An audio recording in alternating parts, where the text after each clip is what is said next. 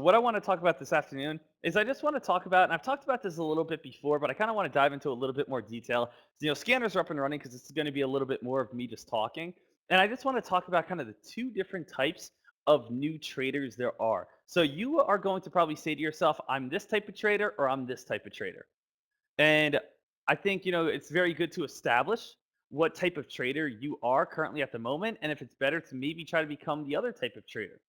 And when I first started trading, there's a couple things that kind of went through my head that either made me a better trader or made me a worse trader. Now let's talk about this. What are the two types of traders there are? And I'm talking about when you first start trading. So when you first start trading and you first, open up your account and you first, have your first trade about to go live, what happens? Either A, you are extremely scared. You are extremely fearful. You are saying to yourself, "Oh, I don't know if I should do this one. I don't know if I should do this one. I don't know if I'm going to be able to hop in on this play." You see the stock go on a big rip. You see the stock go on a big climb. You're still scared to press the button. You're still not in on this play, and then maybe you don't play at all, or maybe you buy all the way at the top because you have to wait until it spikes to confirm that it's going on a spike, and then you end up ultimately losing at the end. So that's one type of trader. And you may say to yourself, "Oh, that's me. I'm the trader that's scared to hop in on every single play. I'm the trader that's scared to, pull the trigger. I'm scared until I see that it breaks out. Then after it breaks out, usually that's when I hop in and that's when I usually end up losing, right?" You could be that type of trader. What's the other type of trader there usually is? The other type of trader is the complete opposite. The type of trader that says, "Woo, I'm going to be a millionaire. I'm buying this. All right. Nope. I'm going to get out of this because I see this moving. I'm going to buy this one. Wait, no, nope. The other one's moving. Okay. I'm buying this one. Hey guys, it's like 12 to 2. Take it easy. Don't really buy. Okay. Deck, I'm money hungry. I'm not hungry for food. I want lunch. I'm buying this one. I'm buying that one. I'm buying this one. All right. Let's see what we're at the end of the day. All right. I'm at 32 trades. I won 4 of them and I got about $600 in commissions. Not a bad day. All right. You could be that type of trader, right? You could be that type of trader where you're saying, "All right, I'm losing a lot of money because I'm absolutely just, trading every little thing in sight." And those are the two type of traders there are, right? It's either you're scared to trade or you over trade and you trade everything. And if you're saying, "Hey, Deck, I'm not really any of those. I'm kind of in the middle where I wait and I'm patient and I kind of sit back and I stay disciplined. And when I see the play I like, then I attack." Well, you know what? You're the exception. You know what? You're in that top 10 to 15%. You know what? That means you are a successful trader, and I applaud you. And that's where you want to be. That's where you want to be. You want to find that sweet spot. You want to find that middle spot. You want to find that area where you can say to yourself, "Hey, when it's time to pull the trigger, I'm going to pull the trigger. But when it's not time to pull the trigger, I have no problem sitting back and letting a stock be able to play out. I have no problem with having discipline." So let's talk about each of these two traders and talk about the pros about them and the cons about them and how you guys can be able to get over it, right? So first thing, let's go back to the scared trader, right? The little scared trader, the trader who's scared to hop in on a play. Everyone's making money. Oh my God, we have the heavens are falling with cash and everyone's just absolutely banking. How much did you make today? 200. How much did you make today? 400. How much did you make today? 5,000. How much did you make today? I didn't pull the trigger. I'm scared. Who's been in that position before? Right? "Oh, I didn't pull it. I just didn't. Okay, I'll pull it now. No, no, it's falling now. Ah." Right? We've all been there before at some point. But with that being said, what? What is fear, guys? If you kind of think about it, non-stock trading related, what's fear? Usually we fear what we don't know. We fear, different situations on we don't know how to handle it, right? If it's going into something that we don't know how to handle, we usually have an emotion called fear appear because we don't know what we're going to do. So how do we know what to do? How do we overcome fear? Experience, studying. Common fear would be what? Out of stock trading, let's just say common fear of water, of swimming for some people, right? And why? because maybe they had one bad experience where maybe they hopped in on the water and they didn't know how to swim yet. And what happened? They ended up drowning, and someone had to come jump in and save them. And that fear could stick with them for a very long time. How do they overcome that fear? They get in the shallow end, they work, they understand that, hey, you know what? I have to learn how to swim properly. They get a kickboard, they might start with some floaties, whatever, and they work their way up to being able to be in the deep end. Then they work their way to maybe being able to, get on the swim team. And maybe they work their way up to maybe being able to swim the ocean with, some strong currents. But there's people that at one point could never swim in their lives, and now could be swimming across huge channels. You know why? Because they gained experience, and they put in the practice, and they study. And it's the same exact thing as I always say with tests. If you sit down and you didn't study for a test, oh, last night was so much fun. Last night I was out with my friends. I was doing this. I was doing that. Woo! It was great. But I have a huge test today, right? I have a huge test today. I didn't study one bit. And I sit down and I get that test and I say to myself, wow, what did you guys get for, number 3? I got George Washington. And the guy was like, what? I got 18. And you're just like, whoa, I am way off on this test. All right. And you're saying, my parents are going to kill me. I have no idea what I got in this grade. This is absolutely awful. I'm paying all these student loans for no reason. Oh my gosh, why did I go out the other night? Why didn't I study? It's the same exact thing when it comes down to stock trading. Usually, if you are the person that says to yourself, I'm scared to hop in, I'm scared to get in on this play, I don't know if I'm going to be right. I traded all, I saved up all this money. I don't know if I can hop in. I don't know if I can do this. What is it usually from? It's from not paper trading. It's from not studying. It's from not having any experience. That's what your fear is coming from. Your fear is coming from losing, right? Just like someone who's drowned in the past, they're scared of water because they're scared of drowning. Just like someone who doesn't ever study, their fear of taking the test because they don't want to fail. But fear is overcome with experience, with studying, with preparation. Because you know the knowledge, you know what that's going to happen. And you could say, Deck, well, I've watched video lessons before and I still get scared. Okay, that's absolutely fine. Fear is always going to be part of trading. Sometimes I get a little nervous, but I use it to my advantage. If you're not scared, that's where you become a little bit reckless. You always want a little bit of hint of fear. It keeps you, sharp. It keeps you on your edge. But you have to learn to deal with it. You have to learn to overcome it. And how do you do it? Study. What do I say, guys? Everyone should be getting into the video library, right? Every single person should be getting into the video library, and every single person should be watching those videos. We have over 200 hours of lessons that teaches you everything I know. We have 175 free videos on YouTube that goes over every single recap for the past few days with many lessons. We have many free lessons along on TradeCaster in the video library, and we have some that are only 99 cents. They're 99 cents so you could be able to go out and make hundreds to thousands of dollars, right? So make sure you guys get in there. On top of that, guys, make sure you guys are paper trading. That's how you build experience. I know no one wants to paper trade. I get it. I've been there. I didn't want to paper trade either. You sign up to Dekmar Trades, you sign up right here, and you're in this a lobby, and you say to yourself, hey, you know what? I want to be able to make money. Oh, I saw Sean. He made $27,000 in 2 days. I want to do that. And you know what? That's great. And I want you to be able to do that. But I've also been trading for about 5 years now, right? And that's also after I paper traded for 11 months.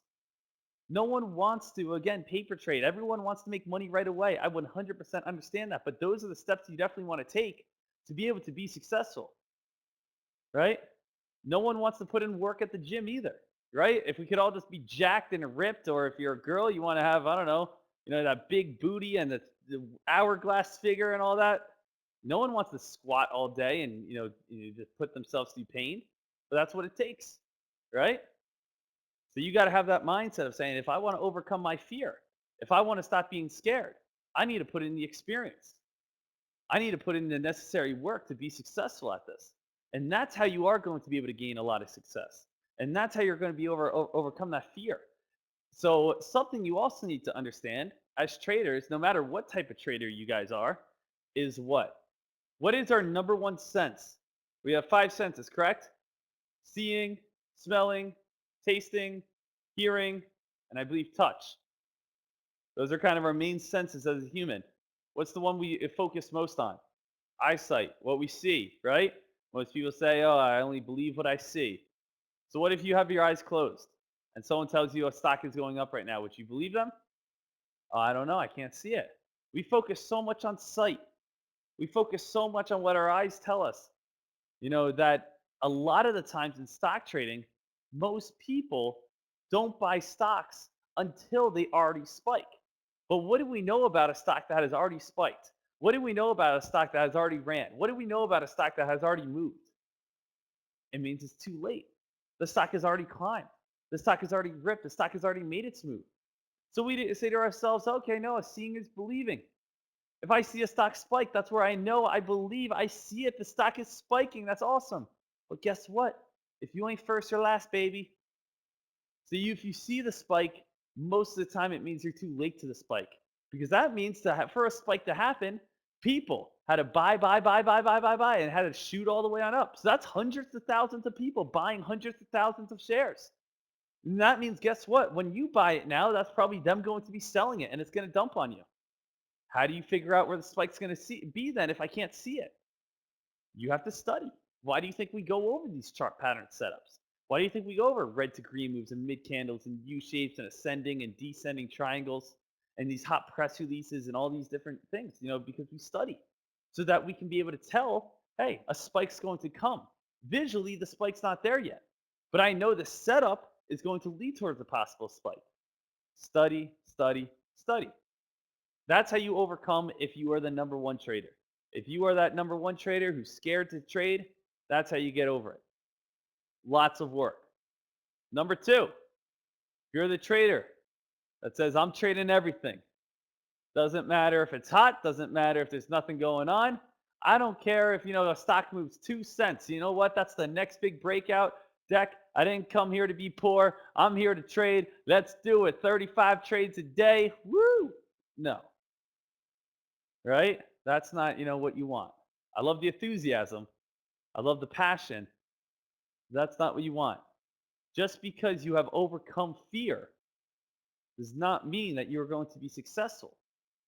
The matter of the fact is, the person, the number one trader, who's scared to trade is going to last longer in the market than you are.